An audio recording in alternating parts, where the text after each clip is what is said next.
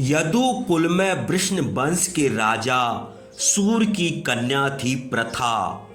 सूर ने अपने फुफेरे भाई कुंती भोज को वचन दिया था कि वे अपनी पहली संतान उन्हें दे देंगे।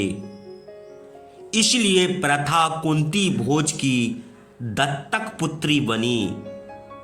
कुंती भोज की दत्तक पुत्री होने से उसका नाम कुंती पड़ा। एक बार वहां महर्षि दुर्वासा का आगमन हुआ। कुंती ने लगन और निष्ठा से उनकी सेवा की। तब महर्षि दुर्वासा ने उसे एक मंत्र दिया और कहा कि वह जिस देवता का इस मंत्र द्वारा स्मरण करेगी वे तत्काल प्रकट होकर एक पुत्र प्रदान करेंगे। एक दिन उत्सुकतावश कुंवारेपन में ही कुंती ने सूर्य देव का ध्यान करते हुए मंत्र का जाप किया। सूर्य देव प्रकट हुए और उसे एक तेजस्वी पुत्र प्रदान किया जिसका नाम था कर्ण। उसका जन्म दिव्य कवच और कुंडल के साथ हुआ था। लज्जावश कुंती ने कर्ण को एक डिब्बे में डालकर नदी में बहा दिया। नवजात कर्ण भीष्म के सारथी अधिरथ और उसकी पत्नी राधा को गंगा नदी में बहता हुआ मिला। वे दोनों प्रसन्नता पूर्वक उसे अपने घर ले आए। कुछ दिनों बाद कुंती का विवाह राजा पांडु से हुआ और वह उनके साथ हस्तिनापुर चली गई। फिर पांडु ने मद्र के राजा शल्य की बहन माद्री से भी विवाह किया। एक बार राजा पांडु शिकार करने के लिए गए।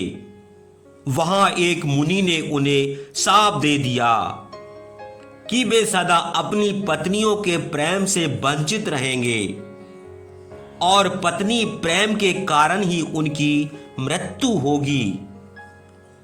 इस शाप से दुखी पांडु भीष्म और विदुर को राज सौंपकर अपनी दोनों पत्नियों के साथ वन में चले गए।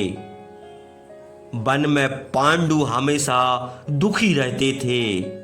एक दिन कुंती ने पांडु से उनके दुख का कारण पूछा। पांडु ने कहा, हे प्रिय, तुम्हारी और माधुरी जैसी पत्नी पाकर मैं बहुत प्रसन्न हूं, परंतु मुनि के शाप व संतान अभाव के कारण मैं दुखी रहता हूं। तब कुंती ने उन्हें महर्षि दुर्वासा द्वारा दिए गए मंत्र के बारे में बताया। राजा पांडु ने उसे वह मंत्र प्रयोग में लाने की अनुमति दे दी। तत्पश्चात कुंती ने ऋषि दुर्वासा द्वारा दिए गए मंत्र का प्रयोग किया। ऐसे में कुंती को धर्मराज से युधिष्ठिर, पवन देव से भीमसेन और इंद्रदेव से अर्जुन नामक 3 पुत्र प्राप्त हुए।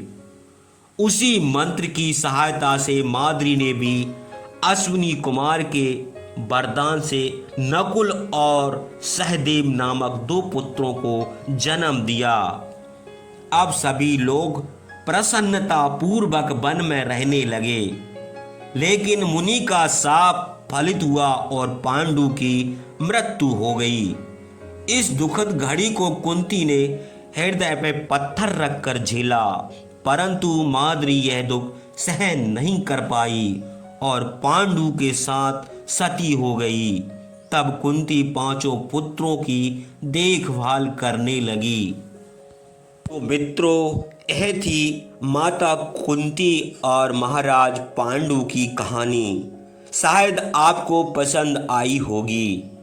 यदि हाँ पसंद आई हो तो वीडियो को लाइक और शेयर जरूर करें और हमारे चैनल को भी सब्सक्राइब करें।